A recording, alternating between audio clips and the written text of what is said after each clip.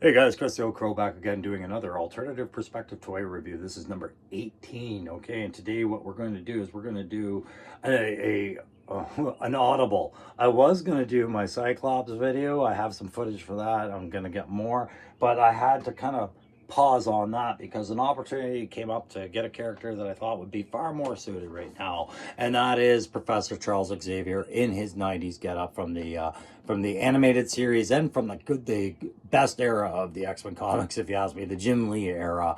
His hover chair, and of course it comes with a Shadow King accessory, the Abul Farouk head there, and a Cerebro with some psionic splash. I hope that's what that is. And cushiony chair features as well as blast effects. So yes, Cyclops, he's going to have to be the good leader he is and sit off to the side and give Xavier the spotlight on this alternative perspective. Thanks very much for joining me. And I'm going to go open this up, put all this together, and give you guys my thoughts on whether they achieved a good character hit on this, a good play value. $72 Canadian at your GameStop. Whether that was worth it or not, I'm going to let you know in my opinion whether it was.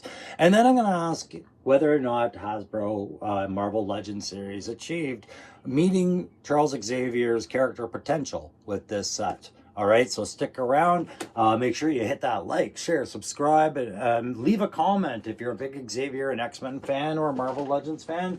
All that stuff all helps me get back into the algorithm as I work in bursts, guys. All right, I'll see you over there. So fresh off the back of the box, it says Professor Charles Xavier, better known as Professor X, is a highly gifted telepath and scientific genius who develops the Cerebro device to aid in the ability to control and manipulate psionic abilities.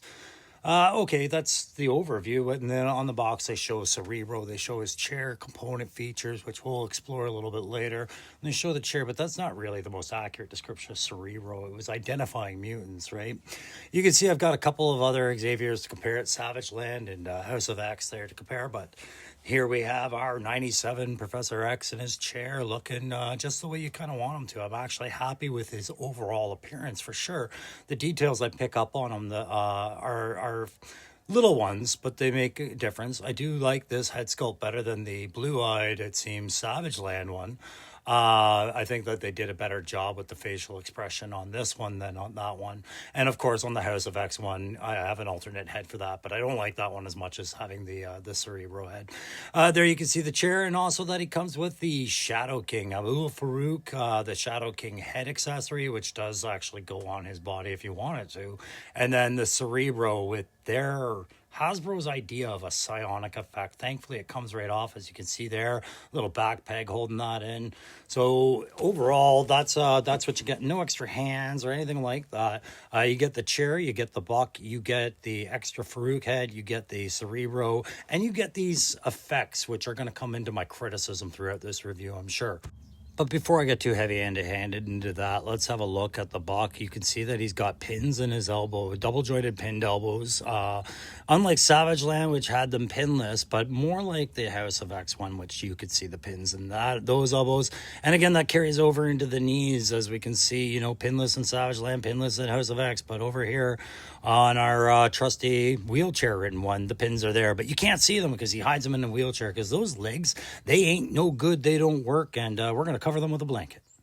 And we'll have another look at Xavier's head there as he telepathically sends out his message. Again, he's got those light brown eyes, big Vulcan brows furrowed, nice straight expression on his face. I do like this head sculpt better than the others, like I said. Overall, this is the Professor Xavier I picture, close to Patrick Stewart, but this is more traditionally from the 97 era. And just like I mentioned before, it comes with his old nemesis, a Shadow King head from his Abdul Farouk guys there with the fez on there and removable glasses. I thought that was pretty cool. Ridiculous as it was sitting on that figure, it would look good on a different buck.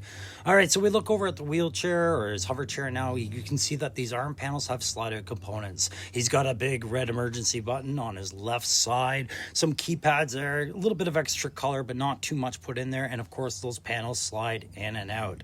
Over to his right side, he's got a different component, this one using different colors. Again, a little switchboard with a little blue screen. Nothing written on that screen. And I do find that shifting him back and forth between these panels, it's kind of hard to pose his arms, but you can get there. I do like this feature of the wheelchair for sure. Now, this is one of the two other accessories I'm not the keenest on. While I don't mind this cerebral design, I'm not a big fan of the psionic energy effect that they've given on this that tacks onto the back. I find that way too bioorganic and not at all energy. I think that they used most of their deco budget for an accessory, it seems, on the Shadow King's head, glasses, and the paint effects at play there. And I feel like that was a mistake. Cerebro was should have gotten more attention of the features than maybe throwing in this other accessory. This was nice to have. It's very niche. It's definitely an Xavier piece of lore, but the psionic energy effect in the Cerebro speaks more to Xavier's character. I'm just showing you the fit so you can see the kind of ball bearing joint you need to fit this Shadow King head. Perhaps, like I said, I'll find another buck to put this on and appreciate it a little bit more. But back to the Cerebro, I don't mind having a better design of the Cerebro, but that energy to me almost ruins it. It should have been a different color and come off a different way. You can see with the Savage Land Cerebro, it was again another design, no energy. And then on the House of X, this one's sculpted to its head. That's the more modern design that they're going with right now. But I loved having these Cerebro helmets helping him identify mutants and telepathically reach out across the universe. It's just that energy effect to me just looks very gross. Thankfully, they do a better job with the chair than they do with their energy and blast effects. This chair is great, from the padding to the easy assembly. You know, you've got your details worked in there, just like how Jim Lee and them drew it back in the day. I got to squeeze it a little together, but the nice padding for the chairs, like I said, the little highlighted circuits on the left and the right and the silver, and then you've got the black dome for the hovering effect. And this is where things start going south, is the way they treated how they elevate this chair. But they don't have the little escape mechanism that Xavier used in that one episode, which is fine. But this blast effect, this jetting of air, it's not fire, it's not rocket exhaust, I get that. It's there so we can elevate the chair. But this is something that they came up with on their own that just kind of almost ruined it for me. The extra blanket was a big help though, but I'll talk about that blast effect in a bit. I just first want to say I do appreciate the fact that they gave a stand for this thing to elevate. I've often complained about the lack of flight stands here, so I appreciate that. What I don't really dig is the fact that it's just not a clear base, no details stand to just show it hovering. Instead, what they're showing is this gust of air that's coming out, and I was just like, okay. So when he's cruising around the mansion, he's blowing pieces of furniture over, he's burning wood floors or scorching carpets or whatever, right? Like, this thing has to produce that. That's what the effect is saying. It's got to be noisy as hell, and it's got to be damaging. That's the only thing I see it. So I would have preferred a more clear base for that rather than the blast effect. But again, I am very happy they gave us the ability to elevate this thing the way that they did by providing a stand. It's something I have often criticized this company for. I should also say that I am not the biggest Xavier fan. I'm not a huge Charles Xavier fanatic. I don't think he was the best of the X-Men, but he definitely ties all the X-Men together. And Lord help us, Marvel Legends makes it so that you're going to eventually end up with doubles of certain characters from certain eras of comics. And this Charles Xavier encapsulates the 97 era of comics, the Jim Lee X-Men Gold and Gold and Blue teams, just beautifully. I am glad to have them, a lot more than the Savage Land, who I had ulterior motives for buying. I am glad to have this one in the collection. The wheelchair looks great. My problems with it were minimal, so let's get it over for some grading here. Okay, so this is the inside of the box with the insert taken out, and this is the X-Men 97 animated series, clearly. as the cell art for the background there. So this is what's coming with that Xavier. They want you to think back to that Xavier, right? And we do. They've done a good job with that. But what I wanted to show you, because it's relevant to my criticisms of this figure, is what they used for the side art. If you notice how definitely this is very much what you expect Charles Xavier to look like, the telepath. You know, his chair looks beautiful. Notice it's hovering in place and not blasting off like a rocket ship, okay? See how he's touching his head and kind of guiding his psionic focus somewhere else with this pink glowy energy and everything like that, right? The hands are splayed out. This becomes my criticism of what we get with the product, because I find the side art really is much more Xavier than the product itself. The hands, I can let it go. Like, yeah, okay, you've got these hands in the system. You're going to repeat, reuse whenever you can, and no one can blame you. It's finances. It's how we do business properly, right?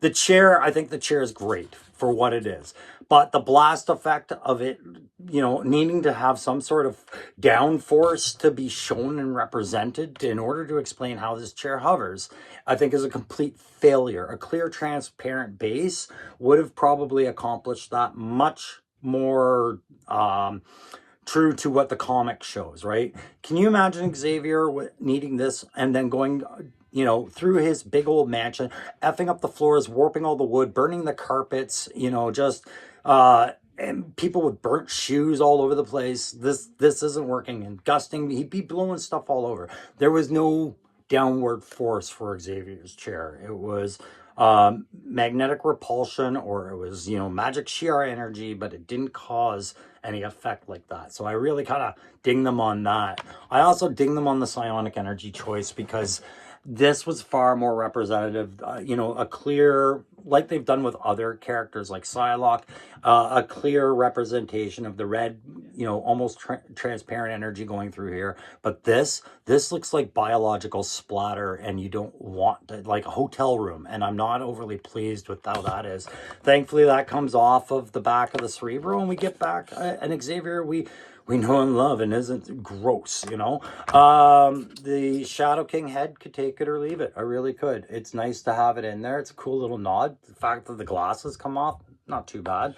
But overall, that's it in a nutshell. There's not a whole lot I could criticize about this. Yes, the Xavier buck that they're using is an older buck, so it's got the, you know, the visible pins in the elbows and the knees, but it's a good color design, a nice tie, you know, like even the eyebrows. As much as I hate Xavier's eyebrows, these ones don't look as pervy as, say, the Savage Land one did. This looks more wise and what I expect of Xavier. So let's give this thing the usual grading. I'm going to give it a character hit of 100% for this iteration, but I'm going to remind them that, sorry, I'm actually going to take 10% off and go 90%, because things like this and like this ruin that character hit, because it shows that, you know, it shows that you're willing to make concessions on an intellectual property where there wasn't one before, just to sell a toy, and I don't agree with that. I think this should have been see-through. I think this should have been anything else but what it is. It's gross looking like this. So yeah, 90% on character hit, because they did great with everything else. The wheelchair is fantastic. That aside, having those functioning sliding panels was great. Helps tell the story a little bit. The nice padding of the chair, you know, even the elegant blanket that they could have justified having forgotten. They put it in there. You know, old man needs to keep his legs warm. There's not a whole lot of blood going through there. So, yeah, 90%.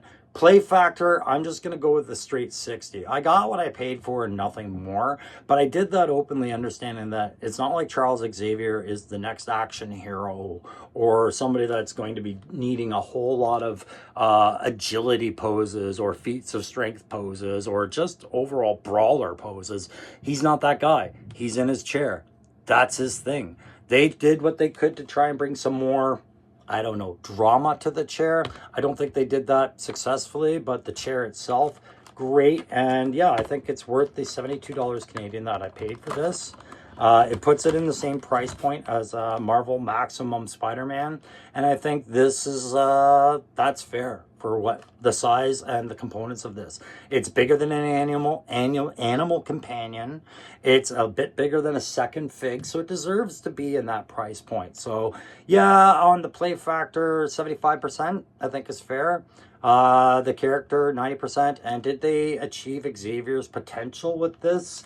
I will say yes, but only on the 97 Xavier, the X-Men 97, and only from that perspective of him. I think there was a lot more that could have been included here to really nail down that character, but I think in the end, I could not dispute that they did meet his potential as a character here. In this era of the X-Men. Okay, if that makes sense. Anyways, guys, that's going to do it for this alternative perspective number 18, Professor Charles Xavier. This set is available at GameStop here in Canada right now. I think it's a reissue. And if you want it, just look behind the counter. It should be up there. But thanks very much for joining me. Don't forget, like, share, subscribe, all that other good stuff. And we will see you again on my next alternative, or God, I hope soon, tactical perspective. All right, take care.